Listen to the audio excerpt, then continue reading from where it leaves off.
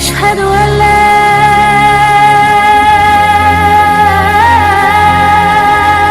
إله إلا الله.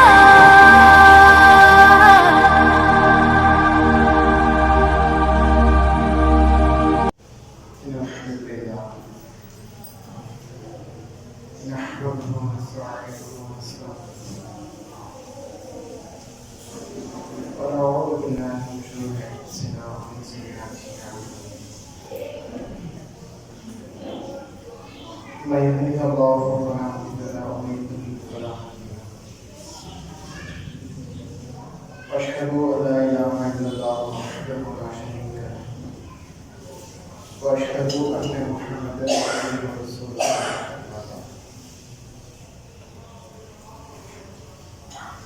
أم حسبتم أن تدخلوا الجنة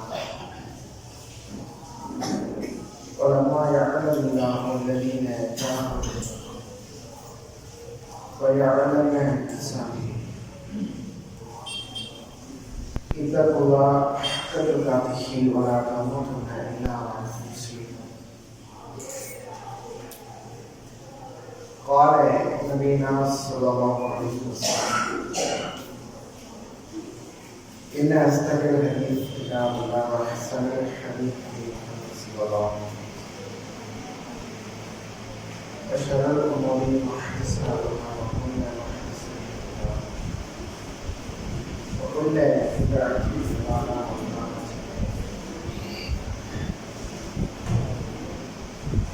ضلالة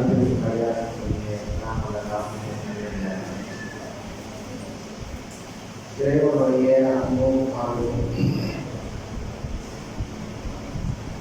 இந்த உலகத்திற்கு ஏகத்தோடு மக்களுக்கு மத்தியில் பிரச்சாரம் செய்வாங்க.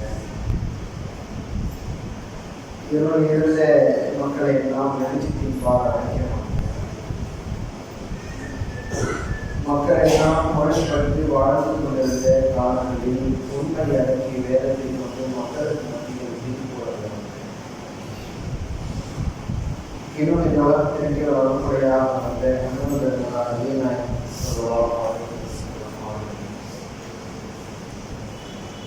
அவர்களுடைய குடும்பத்தார்கள் அவர்களுடைய சொல் செயல் அங்கீகாரத்தை நாம் இயன்ற அளவு தன்னுடைய வாழ்க்கையில் வாழ்ந்த சத்திய சகாபிய குறிப்பாக பல்வேறு விதமான எதிர்பார்ப்புகளோடு ஒவ்வொரு கோரிக்கையும் இறைவனிடத்தில் சரணடைந்தவர்களாக இறைவன் எனது பாவங்களை மன்னித்து விட மாட்டானா, நான் அல்லது நாங்கள் சந்திக்கிற சிரமங்களுக்கும் சோதனைகளுக்கும் ஒரு தீர்வை தந்து விட மாட்டானா, எனக்கு அல்லது எங்களுக்கு ஏற்பட்டிருக்கிற நோயிற்கு நிவாரணத்தை தந்துவிட மாட்டானா, நான் ஆரம்பம் செய்த அல்லது ஆரம்பம் செய்ய இருக்கிற என்னுடைய வியாபாரத்தின் லாபத்தை அதிகரித்து விட மாட்டானா, உலகத்திலே வாழ்கிற எனது வாழ்நாளை அதிகரித்து விட மாட்டானா, மறுபடி நாளை நான் கை சேரப்படும் போது ஏதோ ஒரு வகையில் கருணை காட்டி சொர்க்கத்தை தந்துவிட மாட்டானா என்று எல்லாவற்றுக்கும் கேள்விக்குறியோடு அமர்ந்திருக்கக்கூடிய நம் அவர்கள் மீது இறைவனுடைய அன்பும் அவர்களும்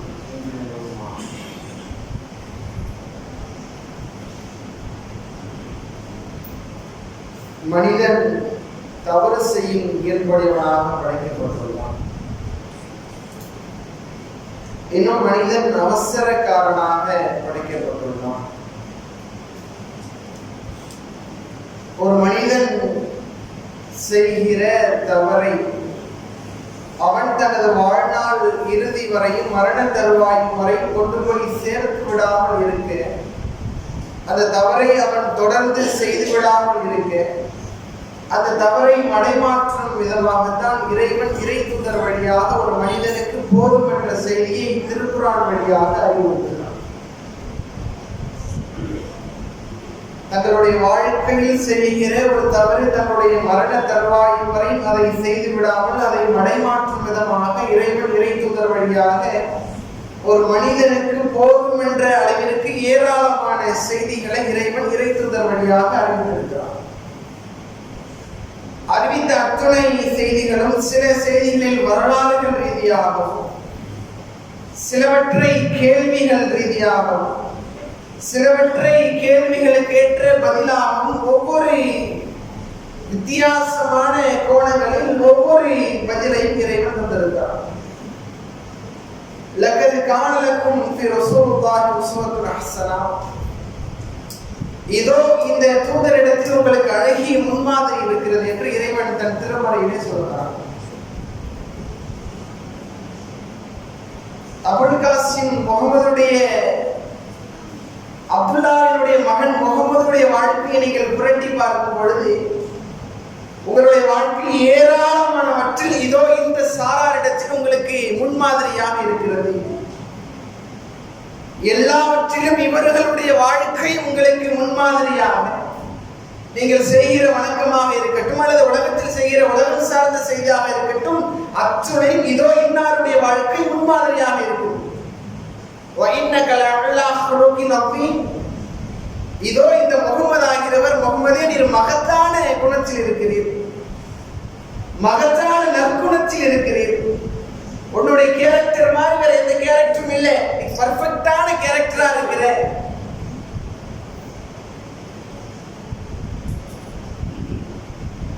ரசூலுல்லாஹ்வுடைய வாழ்க்கை வெறும் சொல்லோடு முடிந்து விடவில்லை, ஒட்டுமொத்த உலக மக்களையும் கவர்ந்ததற்குரிய மாபெரும் அடித்தளமான காரணம் இருக்குது.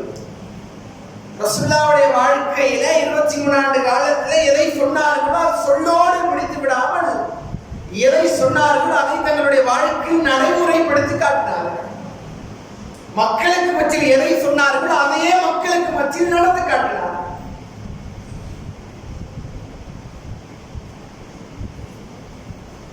ஒரு தடவை சுமாமா என்ற ஒரு நபி தோழர்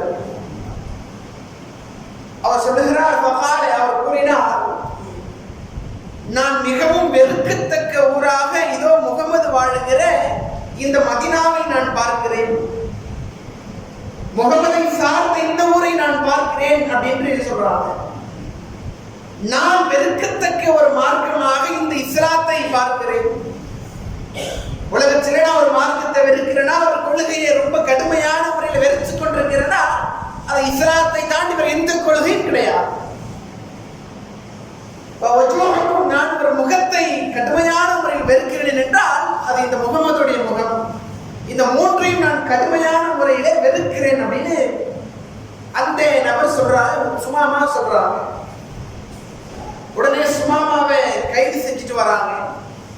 கைது செஞ்சுட்டு வந்து மஸ்ஜித் நபவியில ஒரு தூண்ல துணியாலான கயிறால கட்டி வைக்கிறாங்க. நான் என்ன சொல்வேன் என்று கருதுகிறாய், நான் என்ன சொல்ல வேண்டும் என்று கருதுகிறாய் அப்படின்ற சொல்ல கேட்கிறாங்க. அப்ப சுமாமா சொல்றாங்க, அவர் கூறினார், என்னை கொலை செய்தால் பழி வாங்கக்கூடிய ஒருவனை கொலை செய்கிறீர்கள், ரத்தம் ஓட்டக்கூடிய மீண்டும் உங்களை குரோதத்தோடு உங்களுடைய சந்ததிகள் யாரேனும் ஒருவரை கொலை செய்யக்கூடிய ஒருவரை கொலை செய்கிறீர்கள். ஒருவேளை என்னை மன்னித்து விட்டால் நன்றி பாராட்டுகிற, நன்றியோடு இருக்கிற, நன்றி கடனை பூர்த்தி செய்கிற ஒருவரை நீங்கள் விடுதலை செய்கிறீர்கள் சுமாமா சொல்றாங்க. சுமாமா அழைந்திக்க சுமாமா இரண்டாவது நாளும் கேட்கிறார்கள், சுமாமாவை இன்றைய தினம் என்ன கருதுகிறாய்? நான் முன்னதாக சொன்ன பதிலையே தங்களிடம் இப்பொழுதும் சொல்லுகிறேன் சொல்றாங்க. ரசூலுல்லாஹ் வராங்க, தொழுகை வைக்கிறாங்க, தோழர்களுக்கு மத்தியில் உரையாடுறாங்க, கலந்துட்டு போயிடுறாங்க. மூன்றாவது நாளும் கேட்கிறார்கள், சுமாமாவின் என்ன கருதுகிறாங்க, என்ன சொல்ல போற நினைக்கிற? அப்ப சுமாமா சொல்றாங்க, நான் முன்னாடி என்ன பதில் சொல்றேன் அதான் இப்போ. அப்படியா, சுமாமாவை அழித்து விடுங்கள். சுமாமா அழிக்கப்படுகிறார்கள். பக்கத்தில் உள்ள ஒரு பேரிச்சி மர தோப்பில் இருக்கிற ஒரு சின்ன குட்டையில குளிச்சுட்டு வராங்க. ஃபகால் அவர்கள் கூறினார்கள், வஷ்ஹது அல்லா இலாஹ இல்லல்லாஹ் வஷ்ஹது அன்ன முஹம்மதன் அப்துஹு ரசூலுஹு. நான் தங்களுடைய மார்க்கத்தை ஏற்றுக்கொள்கிறேன். வஜூஹக்கும் வஜீஹி, இதனால் வரை உங்களுடைய முகத்தை நான் வெறுப்பான முகமாக நான் பார்த்து கொண்டிருந்தேன். இதோ இன்றைய தினத்திலிருந்து என்னுடைய மாறுகிறது. ஒட்டுமொத்த மக்களுக்கு மத்தியிலே சொல்கிறார்கள். அந்த நேரத்தில் அவர்கள் அல்லாஹ்வை பற்றியோ அல்லாஹ்வுடைய தோற்றத்தையோ திருக்குரானோ வசனத்தை எந்த ஒன்றையும் சொல்லல. நபிகளாருடைய வாழ்க்கையை 3 நாள் பார்க்கிறார்கள். தோழர்களுக்கு மத்தியிலே உரையாடக்கூடிய விதத்தை பார்க்கிறார்கள். தோழர்களுக்கு மத்தியிலே பேசக்கூடிய நடைமுறை நற்பண்பை பார்க்கிறார்கள். இஸ்லாம் அவர்கள் இஸ்லாத்தை நுழைந்து கொண்டார்கள். இஸ்லாத்தை பத்தி பார்க்கல, புரட்டல, படிக்கல, மனப்பாடம் செய்யல, நபிகளாருடைய கொள்கையின் பக்கம் சாயல, தேடல, எந்த ஒன்றையும் புரட்டாமல் வெறும் பார்வை ரசூலுல்லாஹ்வுடைய கேரக்டரை பார்க்கிறாங்க. பின்னதாக இஸ்லாத்துக்கு வந்துடுறாங்க. மன் ஹுரிமல் ரிஃப்க, உங்களில் யார் மென்மை இழந்து விடுகிறாரோ, நற்பண்பை இழந்து விடுகிறாரோ, ரிஃப்கல் கைர், அவர் ஒட்டுமொத்த நன்மை இழந்து விட்டார். உங்களிடத்தில் நற்பண்பு இல்லையா, நற்குணம் இல்லையா, மென்மையான சிந்தனை, மென்மையான பேச்சு, நடைமுறை இல்லையா, உங்களுடைய நன்மைகளை ஒட்டுமொத்தத்தில் நீங்கள் இழந்து விடுகிறது சொன்னாங்க. இன்னும் ஒரு மனிதன் இறந்த பிறகு அவன் சொர்க்கவாதியா நரகவாதியா என்று மக்களை தீர்மானம் செய்துள்ளார். ஒரு தடவை ஒரு சாலையோரமா ஒரு நபருடைய ஜனாசா நகர்ந்து தூக்கிட்டு சுமந்துட்டு போறாங்க. அப்ப இந்த மக்கள் எல்லாம் பேசுகிறார்கள், ஒன்னா நம்பர் அயோக்கிய பையன், பள்ளிவாசலுக்கு வர மாட்டான், தொழ மாட்டான், நோன்பு வைக்க மாட்டான், பொருளாதாரத்தை ஏழைக்காக உதவி செய்ய மாட்டான், ஏகத்துவம் என்றால் அவன் எரிந்திருந்து விழக்கூடியவன், மக்களுக்கு இடையூறு தரக்கூடியவன், களவாண்டவன், வெற்றி வாங்கினவன், இப்படி என்று அவருடைய அந்த ஜனாசாவினுடைய தீய குணத்தை பற்றி மக்கள் எல்லாம் பேசுவார்கள். ஒன்னாலும் பேர் அயோக்கிய பேரா இருந்தா, ஒன்னாலும் பேர் அநியாயம் செஞ்சவனா இருந்தா, நல்ல வேலை போய் தொலைச்சிட்டா அப்படின்னு சொல்லி பேசுவாங்களாம். அப்புறம் ரசூலுல்லாஹ் சொன்னாங்க, உறுதியாகிவிட்டது என்று 3 முறை சொல்வார்களாம். பக்கத்துல உமர் பின் கத்தாப் இருப்பாங்க. இன்னொரு ஜனாசா கடந்து போகுமா, அப்பொழுது மக்கள் எல்லாம் பேசுவார்கள், ரொம்ப மென்மையான ஒரு நபர், ரொம்ப தன்மையான ஒரு ஆளு, எல்லார்கிட்டையும் ரொம்ப சாஃப்டா பேசுவாரு, திருக்குறான ஓய்வாரு, நேரத்தில் கிடைக்கிறப்ப பள்ளிவாசலோட தொடர்பு இருந்தாரு, மக்களுக்கு மத்தியில் ஏகத்துவத்தையும் கொண்டு போய் சேர்த்தாரு, இப்படி போய் இறந்துட்டாரு, இவருக்கு இந்த நேரத்தில் வயதுல மரணம் தேவையா என்று மக்கள் அந்த ஜனாசாவினுடைய நற்குணத்தை பற்றி பேசுவார்கள். அவர் சொல்லுவாங்க, உறுதியாகிவிட்டது அப்படி என்று 3 முறை சொல்வார்கள். அப்பொழுதும் நபிகளாரோடு உமர் இருப்பாங்களாம். உமர் கேட்பாங்க, யார் ரசூலுல்லாஹ் அல்லாஹ்வுடைய தூதரே, முன்னதாக ஒரு ஜனாசா ஒன்று கடந்து சென்றது, அப்பொழுதும் உறுதியாகிவிட்டது என்று சொன்னீர்கள், மக்கள் எல்லாம் அந்த ஜனாசாவினுடைய தீய பண்பை வெளிப்படையாக பேசினார்கள், உறுதியாகிவிட்டது என்று சொன்னீர்கள், இப்பொழுது ஒரு ஜனாசா நகர்ந்து செல்கிறது, அந்த ஜனாசாவின் நற்பண்பை பற்றி, ஒழுக்கத்தை பற்றி, நடைமுறை பற்றி பேசினார்கள், அப்பொழுது உறுதியாக சொன்னீர்களே, இரண்டுக்கும் என்ன வித்தியாசம் என்று கேட்கிறார். ரசூலுல்லாஹ் சொல்றாங்க, உமரே, முன்னதாக ஒரு ஜனாசா நகர்ந்து சென்றது, அவருக்கு உறுதியாகிவிட்டது, நரகத்திலே நுழைவது அவருக்கு உறுதியாகிவிட்டது. இப்பொழுது ஒரு ஜனாசா நகர்ந்து சென்றது, அவருக்கு சொர்க்கத்திலே நுழைவது உறுதியாகிவிட்டது. ஒரு மனிதன் இறந்து விட்டான் என்றால் மக்கள் பேசுகிற வார்த்தையிலே இறந்து விடுமாம், அவன் சொர்க்கவாதியா நரகவாதியா, அவன் உலகத்தில் சரியாக வாழ்ந்தவனா வாழாதவனா, தொழுதவனா தொழாதவனா, திருக்குறான படிச்சவனா படிக்காதவனா, அவருடைய வாழ்க்கையில் தெரிந்துவிடும். அதனால்தான் ரசூலுல்லாஹ் சொன்னாங்க, நான் எனது வாழ்க்கை, எனது மரணத்திற்கு பிறகு என்னை பற்றி நற்குணத்தை மட்டும் தான் பேசுவார்களா, நற்குணம் மட்டும் தான் பேசப்படுமா, தீய குணங்கள், நான் தீய குணத்தின் தவறுக்கு அப்பாற்பட்டவனாக வாழ்ந்திருக்கிறேனா, தவறே செய்யாதவனாக வாழ்ந்திருக்கிறேனா, அல்லது ஹலக்கல் மௌத் வல் ஹயாத், நபியே நீங்கள் சொல்லுங்கள், மரணத்தை வாழ்க்கை நான் தான் படைச்சேன், எப்பொழுதும் உங்களில் யார் ஐயுக்கும் அஹ்ஸன அமலம், உங்களில் என்னை வணங்கியவர் யார், வணங்காதவர் யார், திருக்குறானை படித்தவர் படிக்காதவர், தர்மம் செய்தவர் செய்யாதவர், நபிகளாருடைய கொள்கையின்பால் வாழ்ந்தவர் வாழாதவர், அனாச்சாரத்தை செய்தவர் செய்யாதவர், நிர்வாக சீர்கேட்டை செய்தவர் செய்யாதவர்,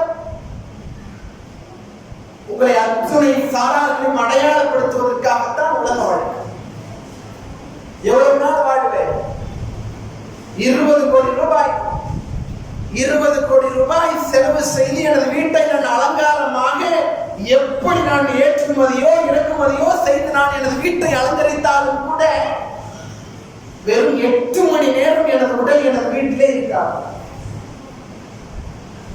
உலகத்துல வாழும் பொழுது நான் ரொம்ப ஸ்டைலா கலர் கலரா விதவிதமா சட்டை ரொம்ப தச்சு போட்டிருப்பேன். இறுதியா உனக்கு போடுற சட்டை ஒரு தையல கூட இருக்காது. சும்மா சுத்தி விடுவாங்க. கீழ்ப்புறத்துல இருக்கிற அந்த ஆடை என்பது சுத்தப்படும். மேல்புறத்தில் உள்ள ஆடை என்பது ஒரு ஓட்டை போட்டு கழுத்திலே மாட்டப்படும். உனக்கு வயசு 60 இருக்கலாம், 20 இருக்கலாம், 70 இருக்கலாம். ஒரு பேர் அப்துல்லா, அப்துல்லா, உஸ்மான், அலி, உமர் யாராக வேண்டுமென்றால் எடுத்துக் கொள்ளலாம். அப்படி சொல்லப்படுவா. உனக்கு சொல்லுவா, நான் ஜனாசாவை எடுக்க போறேன், பாக்குறதெல்லாம் பார்த்துக்க.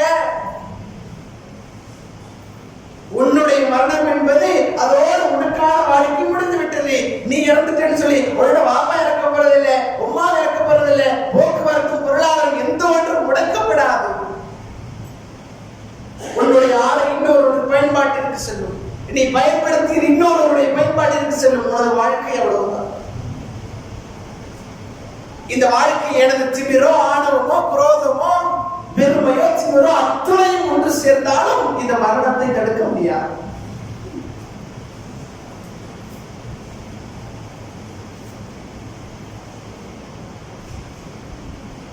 ஒரு தடவை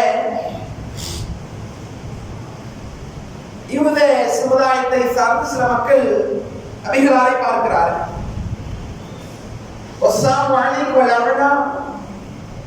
அல்லாஹ்வுடைய தூதரை பார்த்து சொன்னார்கள், இறைவனுடைய சாபம் உங்கள் மீது உண்டாகட்டும் அப்படின்னு சொல்லிடுறாங்க. சலாத்தை மாத்தி சொல்லிடுறாங்க. உள்ளிருந்த ஆயிஷா அவங்களுக்கு இது காதுல வாங்கிறாங்க. மீண்டும் சொல்கிறார்கள், உங்களுக்கும் அதே போன்று சாபம் உண்டாகட்டும். மகளிர் ஆயிஷாவை நீங்க பொறுமையா இருங்க. ஏன் அவசரப்படுறீங்க? ஏன் பொறுமை இழக்கிறீங்க? யார் சொல்லுவாங்க, இதோ அவர் என்ன சொன்னார் என்று உங்களுக்கு கேட்கவில்லையா? அவருடைய வார்த்தை உங்கள் செவிப்புறத்தில் நுழையவில்லையா? மகளிர் ஆயிஷா நீங்கள் பொறுமையா இருங்க, நான் உங்களுக்கு பதில் சொல்லிட்டேன். வளைக்கு விட வேண்டாம் அப்படின்னு நான் பதில் சொல்லிட்டேன். அவர் சொல்றாங்க, ஆயிஷத்து வைனல்லாஹ் ரஃபீக்கும் வைனல்லாஹ் ரஃபீக்கும். அல்லாஹ் மென்மையானவன். யுஹிப்புல் ரஃபீக், அவன் மென்மையை மட்டும்தான் விரும்புகிறான். கரடுமுரடா இருக்கிறது அல்லாஹ்வுக்கு தேவையில்லை, அவனுக்கு பிடிக்கவும் பிடிக்காது. உனது வாழ்க்கை மென்மையான வாழ்க்கையாக இருக்கிறதா? திருக்குறானோடும் ஏகத்துவத்தின் பக்கம் சாய்ந்ததாக இருக்கிறதா?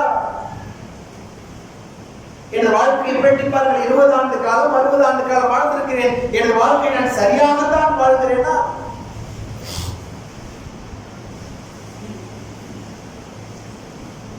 நமக்கு நாமவே ஒரு வளையத்தை போட்டு வைத்திருக்கிறோம்.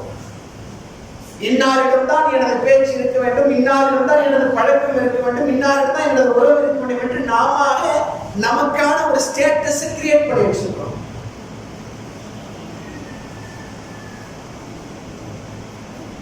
ஆனா ஒட்டுமொத்த உலகத்திற்கும் லக்கது காணலுக்கும் ரசூலுல்லாஹி ஸல்லல்லாஹு அலைஹி வஸல்லம் அபூ உமைர் அனஸ் பின் மாலிக்குடைய சொந்த தாய்வழி சகோதரர்.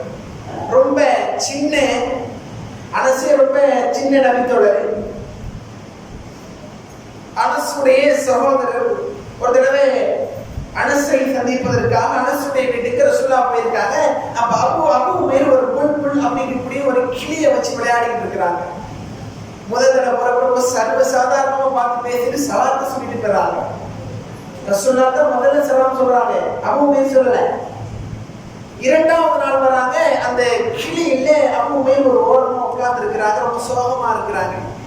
யா அபூ உமைர் எங்கப்பா உன்னுடைய கிளியை காணுமேன்னு கேட்கிறாங்க. ரசூலுல்லாஹ் சொன்னாங்க, என்னோட கிளி செத்து போயிடுச்சு. அந்த அபூ உமைர் சொன்னாங்க, என் கிளி செத்துருச்சு.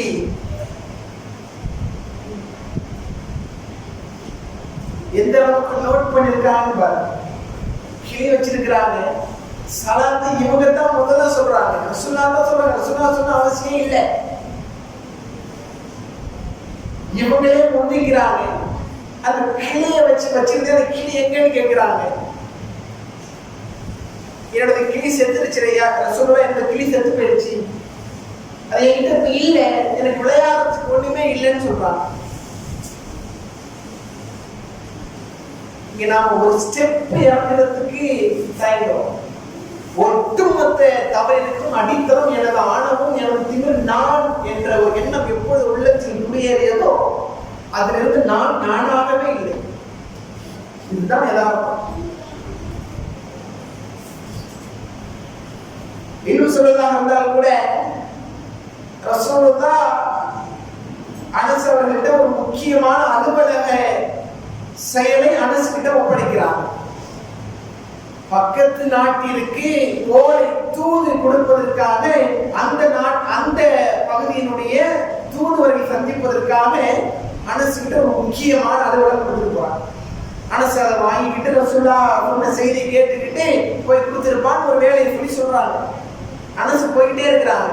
திடீர்னு ஒரு 4 பசங்க ஒரு ஓரத்துல விளையாடிட்டு இருக்காங்க. அனஸும் சேர்ந்து போய் விளையாட ஆரம்பிச்சுட்டாங்க. ரொம்ப முக்கியமான செய்தி, குறும் செய்தியை அனுப்பி விடுறாங்க. அனஸ் அதை பாட்டு வச்சுக்கிட்டு ரோட்டோரத்தில் விளையாடுற சின்ன பசங்களோடு விளையாட ஆரம்பிச்சிடறாங்க. ரசூலுல்லாஹ் நேரா வந்து கழுத்தை பிடிச்சிடறாங்க. கழுத்தை பிடிச்சது ரசூலுல்லாஹ் அதோட தொலைஞ்சிடமே, முக்கியமான வேலை கொடுத்திருந்தாங்க, அதான் மறந்துட்டு விளையாடிக்கிட்டு இருக்கிறோமே அப்படின்னு சொல்லி அப்படியே உள்ளமெல்லாம் படப்படத்து இருக்கிறாங்க. அனஸ் அப்படியே வலது பக்கம் பொறுமையா இருக்கிறாங்க. ரசூலுல்லாஹ் உடைய முகம் சிரித்து கொண்டே இருந்தது. ஒதாகி இறைவன் மீது ஆணையாக மரண தருவாய் வரை அதைத்தான் நான் பார்த்து கொண்டே இருந்தேன் அப்படின்னு சொல்றாங்க. இப்ப நாம நம்முடைய மகன்டே ஒரே ஒரு ஆதார் கார்டு ஜெராக்ஸ் எடுத்துட்டு வாடான்னு கொடுத்து அனுப்புறோம். அவன் போயிட்டே இருக்கிறான். திடீர்னு ஒரு 4 பேரோட பார்த்து விளையாட ஆரம்பிச்சுட்டான். நம்ம அந்த நேரத்துல போறோம், நம்மளை பார்த்ததுமே டவுசரா நினைச்சிடுவோம்.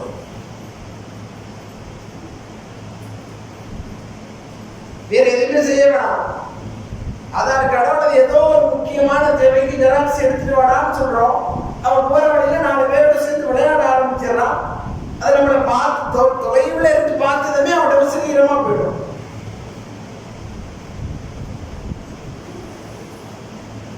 பத்து ஆண்டு காலம் ரசூலுல்லாஹ் பணியாளராக அனஸ் வச்சிருந்தாங்க. அனஸ் சர்டிபிகேட் கொடுக்கிறாங்க. 10 ஆண்டு காலத்துல இதுவரைக்கும் நான் எவ்வளவோ செய்திருக்கிறேன். ரசூலுல்லாஹ் கோபப்படுற மாதிரி, கோபத்தினுடைய உச்சம் அடைகிற மாதிரி நான் ஏராளமான செஞ்சிருக்கிறேன். இந்த 10 ஆண்டு காலத்துல ரசூலுல்லாஹ் இந்த சீன் கூட சொல்றது இல்லையா? முதல்ல வார்த்தை தடுமாறும். பேசுற வார்த்தையில நான் 10 ஆண்டு காலம் நபிகளாரோடு பயணம் செய்தேன், நபிகளாரோடு நான் பணியாளராக இருந்தேன். 10 ஆண்டு காலத்துல விவரம் தெரிந்து நபி தொடராங்க. லா துஃபி ரசூலுல்லாஹி ஸல்லல்லாஹு அலைஹி வஸல்லம், நபி அவர்கள் மரணத்திற்கு பிறகு நான் 10 வயதுடைய சிறுவனாக இருந்தேன்.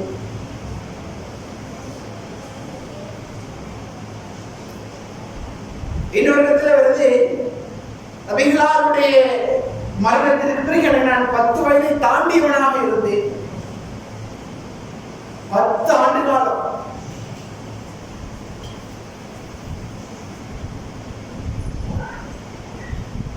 இங்க நாம நம்முடைய வீட்டுல வேலைக்காக ஆள வச்சிருப்போம். இங்க நாம சாப்பிடுறத ஃப்ரிட்ஜில் வச்சுட்டா அந்த பணியாளருக்கே கொடுக்கிறோம். ஒரு பழம் வாங்கி இருக்கிறோம், ஒரு பக்கம் ஓரத்துல அழுகி போனதா இருக்கும், அதை நம்ம சாப்பிட மாட்டோம். அவங்க சொல்றப்ப அதை அரிஞ்சிட்டு நீங்க சாப்பிட்டு போங்கன்னு சொல்லுவோம். ஆனா உள்ள நமக்கு அதை விரும்பாது. ஒரு ஆப்பிளோ ஒரு மாம்பழமோ அல்லது ஏதோ ஒரு பழம் வச்சிருக்கிறோம், ஒரு ஓரத்துல அழுகுனதா இருக்கும், ஃப்ரிட்ஜில் வச்சு ரொம்ப கூலிங்ல இருக்கும் போது அழுகுனதா இருக்கும், அதை நம்ம கொடுத்துட்டு அதை சொல்லியும் கொடுப்போம். ஆனா அதை நம்ம சாப்பிட்டோம்னா சாப்பிட மாட்டோம்.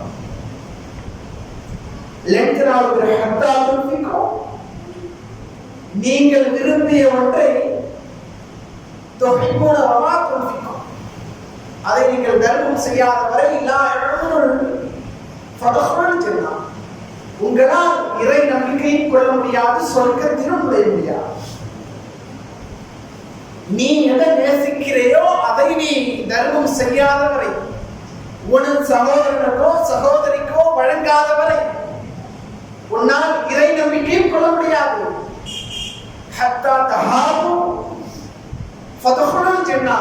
உங்களால் சொர்க்கத்தின் பக்கமும் நுழைய முடியாது.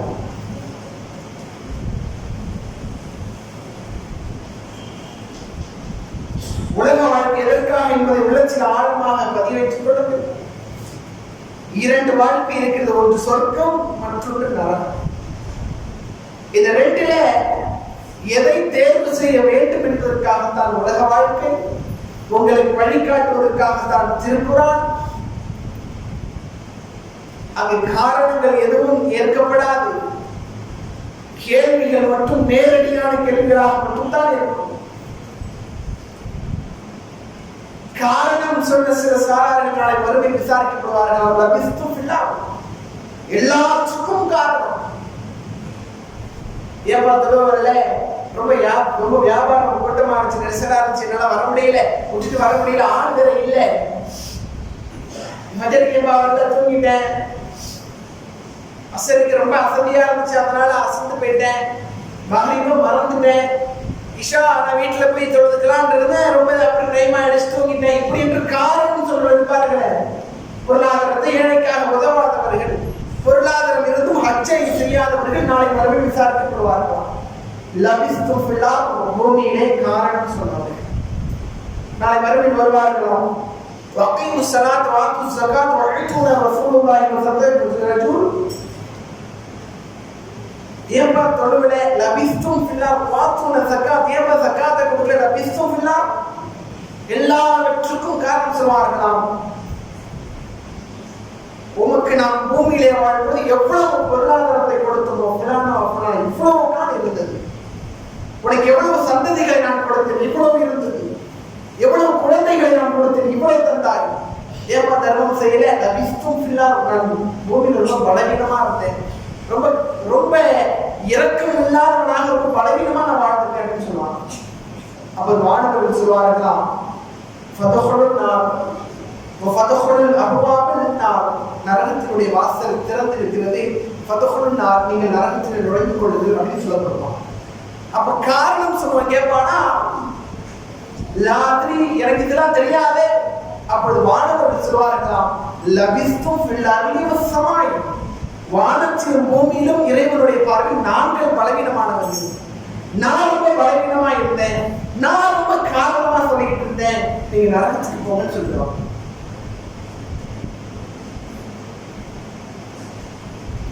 எனது காரணம் என்னை நரகத்துக்கு கொண்டு போய் சேர்க்கும். சரியான காரணம் இல்லை என்றார். தொழுதாயா வஸ்ஸலாத்து அப்துஹு வஸ்ஸலாத்து, தொழுதாயா என்று கேட்கப்படும், தொழுதே தொழவில்லை, இந்த பதில் மட்டும்தான். நான் எதை விதைக்கிறோனோ அதைத்தான் அறுவடை செய்யும். நான் விதைக்கிற விதை சரியான விதையா, திருக்குரானோடு தொடர்புள்ள விதையா, இஸ்லாத்தோடு பழக்கமான விதையா என்பதை நீங்களாகத்தான் தீர்மானம் செய்து கொள்ளுங்கள். உள்ளத்தில் ஆழமாக பதிவேற்றுக் கொள்ளுங்கள். ஒரே ஒரு வாய்ப்பு தான், ஒரு வழிப்பாதையாகத்தான் நகர்ந்து கொண்டிருக்கிறோம். இனி எவ்வளவு நாள் வாழ்வோம் என்பது கேள்விக்குறி. வாரமா, நாளா, மாதமா, வருடமா? ஆனால் ஏதோ ஒரு நாளை சந்திக்க இருக்கிறோம். அந்த நாள் வருவதற்கும் நீங்கள் மறுபடியும் எதிர்பார்க்கக்கூடியவர்களாக ஒரு வாய்ப்பை தொடரக்கூடியவனாக இறைந்து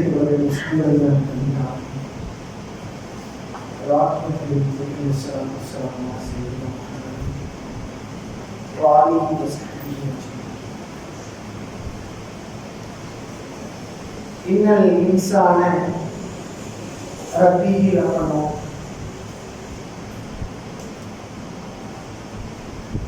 ஃபதுகுருனி வதுகுருக்கும் வஷ்குருனி வலா தக்ஃபுரூன்.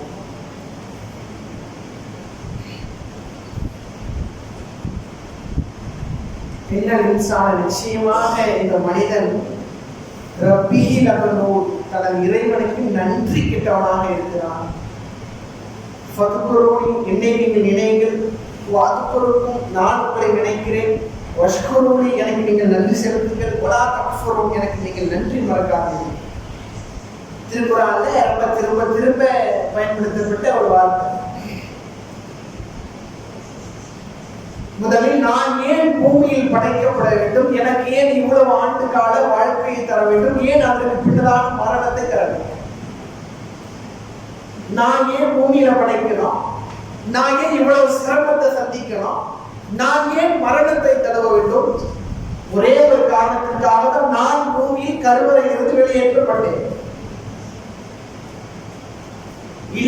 எப்போதும் இந்த ஒரு அடித்தளத்தை கொண்டுதான் நான் பூமியிலே வளர்க்கப்படுகிறேன்.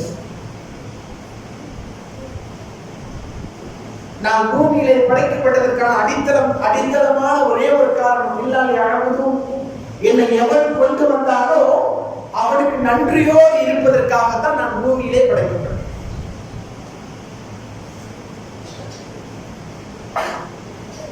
என்னை எவன் படைத்தானோ பராமரித்தானோ, எனது உடலை, எனது பார்வையை, பேச்சாற்றலை, கண்ணை, செவித்திறனை எவன் தந்தானோ அவனுக்கு நான் நன்றி செலுத்துவதற்காக, நன்றியோடு இருப்பதற்காகத்தான் நான் உலகத்தில் படைக்கப்பட்டேன். ஆனால் இன்னமும் நிச்சயமாக இன்னல் இன்சான ரப்பிஹி லகனூன், இந்த மனிதன் இறைவனுக்கு நன்றி கிட்டவனாக வாழ்வான். ஒரு 3 வேளை சாப்பாட்டை முக்கியமா பார்க்க தெரிந்த நான் தான் வெறும் 5 வேளை பாங்கை வெறும் சப்தமாக கேட்டுக்கிட்டு நகர்ந்து நான் போய்கிட்டே இருக்கிறேன். காலையில சில நாள் சாப்பிட்டேன்னா எதிர்காலத்துல பாதிப்பு வருமா, காலையில சரியா சாப்பிடணும், கொஞ்ச நாள் போயிடுச்சுன்னா 20ல 60ல 40ல ஏதோ ஒரு உடல் கோளாறு வரும் என்று உள்ளம் பயப்படுது. ஆனால் இந்த 5 வேளை வந்ததுன்னா எனக்கு எதிர்காலமே இல்லாம போயிடுவேன். இது என்னோட வாழ்க்கையா? இது வாழ்க்கை நான் இங்கே வாழக்கூடிய வாழ்க்கையா? எனக்கு மரணம் கிடையாதா? நான் மரணத்திற்கு அப்பாற்பட்டவனா? எனது உள்ளம் ஏன் இன்னும் திருக்குரான் பக்கம் சாயல? அப்படின்ற திருக்குரான் புரியும். அப்பதான் குரான், இந்த குரானை அவர்கள் சிந்திக்க வேண்டாமா? அவதா குலூபின் நக்ஃபாலுஹா, நீ இஸ்லாத்திற்கு வருவதற்கு முன்னதாக நீ சிந்தித்து பார். ஒரு உள்ளத்தில் போட்டு ஏதாவது போட்டிருக்கிறதா? முன்னப்பட்ட முரண்பாடா, இலக்கண பிழையா, உன்னால ஏற்றுக்கொள்ள முடியாத கொள்கையா, பெண்களை அடிமைப்படுத்துகிறதா, கொடுமைப்படுத்துகிறதா? நீ எதை பார்த்த? திருக்குறான்ல எதை பார்த்த? அப்புறம் ஏன் அதன்படி வாழாமல் வாழ்ந்து கொண்டிருக்கிறாய் என்பதாக இறைவன் கேட்கிறார். எனது அடையாளம், என்னை முஸ்லிம் என்று அடையாளப்படுத்துவது எனது பெயர் அல்ல, எனது தோற்றம் அல்ல, எனது உள்ளம்.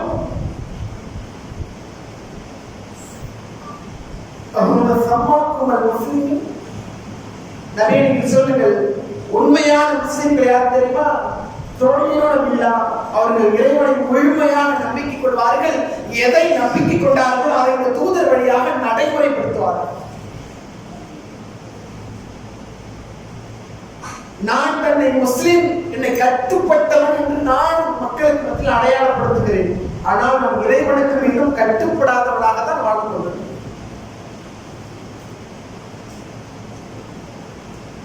ஒரு 5 வேளை வக்தை என்னால பூர்த்தி செய்ய முடியுதா? 24 மணி நேரத்துல இறைவனுக்கு என்று 1 மணி நேரம் கூட கிடையாது. ஆனால் நீ மரணித்த பிறகு சந்திக்கக்கூடிய முதல் கேள்வி அதுதான். தனியா தான் வந்தோம், தனியா தான் பிறந்தோம், தனியா தான் வளர்ந்தேன், தனியா தான் மரணத்தை பார்ப்பேன், தனியா தான் கபரை பார்ப்பேன், தனியா தான் விசாரணையும் சந்திப்பேன், தனியா தான் ஒரு நாள் வளா சபீல அங்கு எந்த உற்ற நண்பனும் எவனுக்கும் உதவி செய்ய முடியாது. பாப்பாவை மகன் காப்பாற்ற முடியாது, மகன் பாப்பாவை காப்பாற்ற முடியாது, உமாவோ மனைவியோ யாரும் காப்பாற்ற முடியாது. அந்த நேரத்தில் நான் தப்பித்தால் போதும், அதுவாகத்தான் போதும். இங்கு நான் எனது குழிக்காக நான் எதை செய்து வைத்திருக்கிறேன்? முதலில் கேட்கிற கேள்விக்கு நான் பதிலை சொல்வேனா? ரொம்ப உச்சகட்ட கை சேதம் என்னன்னா, சொல்றாங்க, சில இடத்தில் கேள்விகள் கேட்கப்படும், பதில் உள்ளத்தில் இருக்கும், ஆனால் வாய் வழியாக வெளியே வராது. கபர்ல மறுமையில சில கேள்விகள் கேட்கப்படும், அந்த கேள்விக்கு பதிலும் தெரியும், ஆனால் அந்த பதில் வாய் வழியாக வெளியே வராது. அந்த பதில் வெளியே வர வேண்டும் என்றால் உங்களுடைய வாழ்க்கை தூதரோடு தொடர்புடையதாக இருந்திருக்கிறது. நாளை மறுமை நபிகளாரை கொண்டு வந்து நிறுத்தப்பட்டு கபரிலே நிறுத்தப்பட்டு கேட்கப்படுமா, இந்த மனிதர் யார் என்று தெரியுமா? அதிலே சில இஸ்லாமியர்களும் சொல்வார்கள், இந்த மனிதர் யாருன்னு எனக்கு தெரியும் சொல்லுவாங்க. நீங்க அல்லாஹ்வை பார்க்கிறதே ரொம்ப சிரமம்.